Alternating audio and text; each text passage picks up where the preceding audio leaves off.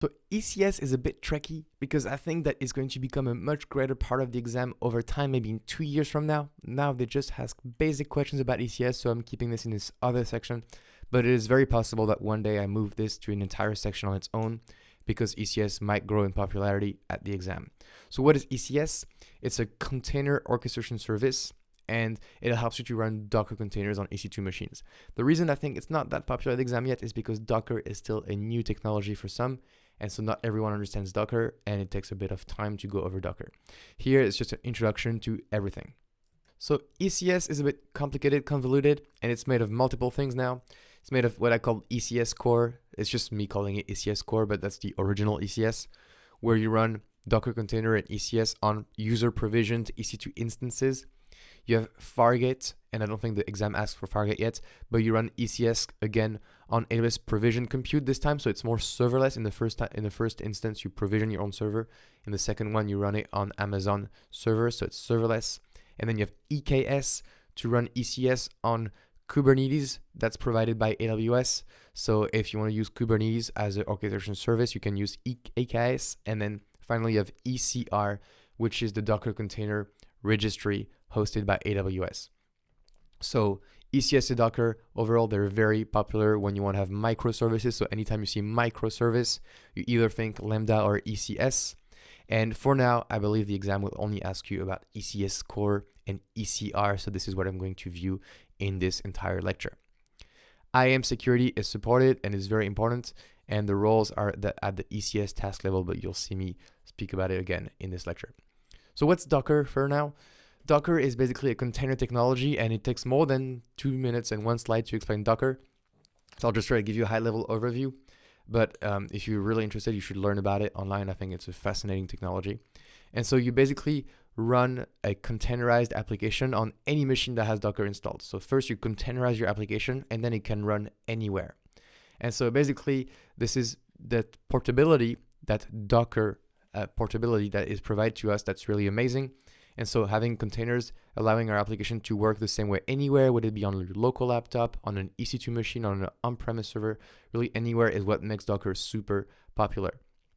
On top of it, when containers run on a machine, they're isolated from each other, so it's secure, and you can control how much memory and CPU will be allocated to each container.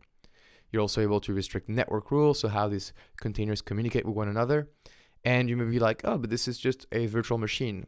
Yes, kind of, but it's more efficient than virtual machines. I won't go into the details why, but it's more efficient and faster.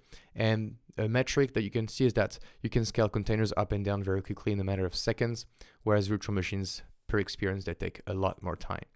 So use cases for ECS is going to be running microservices. So you can run multiple containers on the same machine, for example. You can do service discovery features.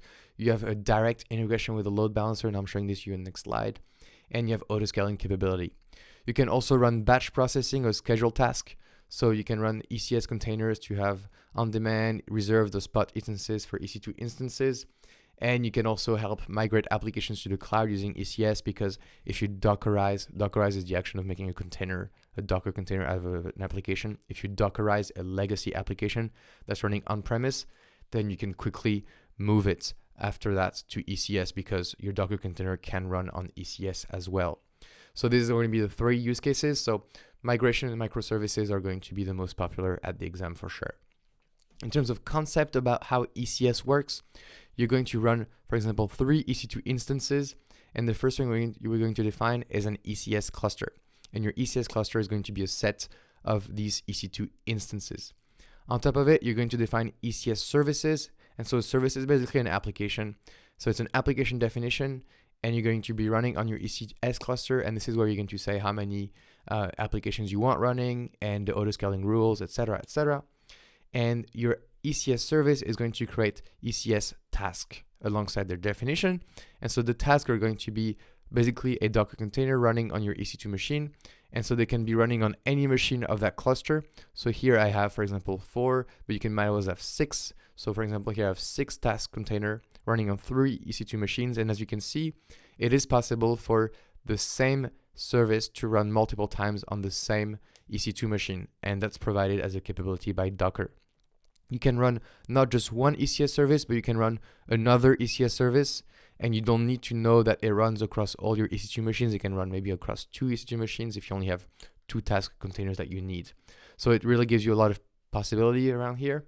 And on top of this, each task container can have an IAM role. So each task container can be isolated in security and have its own set of permissions. So a very popular, I think, question at the exam is going to be around the ALB integration. So ALB is Application Load Balancer. And so it's very popular to use ALB with ECS because of a feature called port mapping. And that is a new feature of the Application Load Balancer. The classic load balancer does not have this feature. So basically what we can do with it is that we can run multiple instances of the same application on the same EC2 machine. And the use case of this is that you have increased resiliency, even if you have only one EC2 instance. You can maximize the utilization of CPU and cores, and you're able to perform rolling upgrades without impacting application uptime. So concretely, what does this look like? We have an ECS instance, and it's going to be running our application. So maybe we have 4 containers, and they all run Node.js. And so we have control over what the container does, but then Docker automatically assigns a dynamic port for us. So here we have 4 ports, they're all different, and they're all dynamic. And so the idea is that we want to expose this application to the world.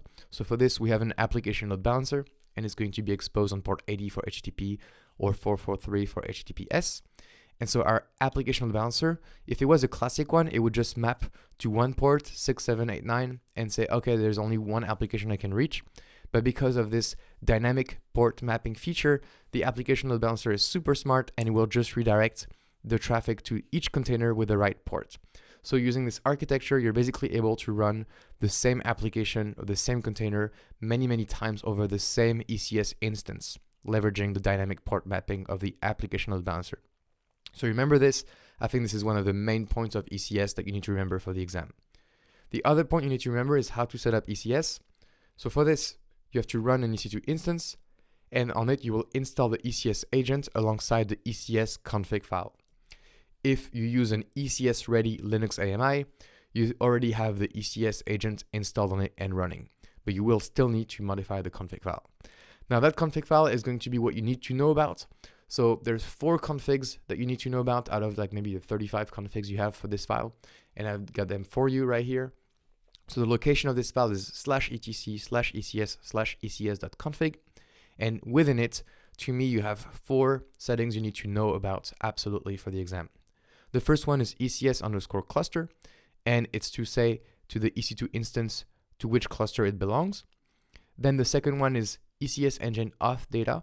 So it's if you want to authenticate to private registries. The third one is logging driver. So if you wanted to enable CloudWatch logging, you would have ECS available logging drivers being changed. And the final one, which is I think one of the most important, is ECS enable task IAM role, which is how to enable IAM roles for ECS task. And so you need to have this variable to be equals to true. You don't need to remember exactly the name. They will not ask you, hey, what's the exact name, and try to trick you into it. But you need to remember that you have configuration that you need to enable to, number 1, assign an EC2 instance to a cluster. Number 2, pull images from private registry. Number 3, enable CloudWatch integration, for example, CloudWatch logs integration. And finally, to enable IAM task roles for your ECS task. Okay, so just remember this, and then you'll be all right. Finally, you have ECR, which is a container registry. So basically your Docker containers, they need to be stored somewhere before they can be run. And so this will be ECR. And it's fully integrated with IAM and ECS, which is really neat. And the data is sent over HTTPS, so there's encryption in flight. And your images, when they're stored, they're also encrypted at rest. So you have full encryption everywhere. Concretely, here's your ECR, and it's going to run 2 images, maybe application A, so image A, and application B, image B. And you have an ECS instance, and maybe you want to run the image B. So you're going to do a request to pull the Docker images from ECR. ECR is going to check with IAM that you can indeed pull the Docker images, and then your container will be, your images will be pulled from the ECR onto your ECS instance, which will run your containers in return. Now, how do the containers arrive to ECR? Well, you have to push them. And for this, you can use something like the CLI, or you can use code build for your CI/CD to automate this task. And so that just gives you an idea of how CI/CD ties into ECS. You push images to ECR, and ECR will get pulled by the ECS instance when they run your application. So that's it for EC2 at a high level. Again, don't overthink it. If you don't understand everything, that's okay. Most likely what you remember is enough for this. Just remember ECS core, ECS task, ECS config, and ECR, and you'll be just fine. Hope you liked it, and I will see you in the next lecture.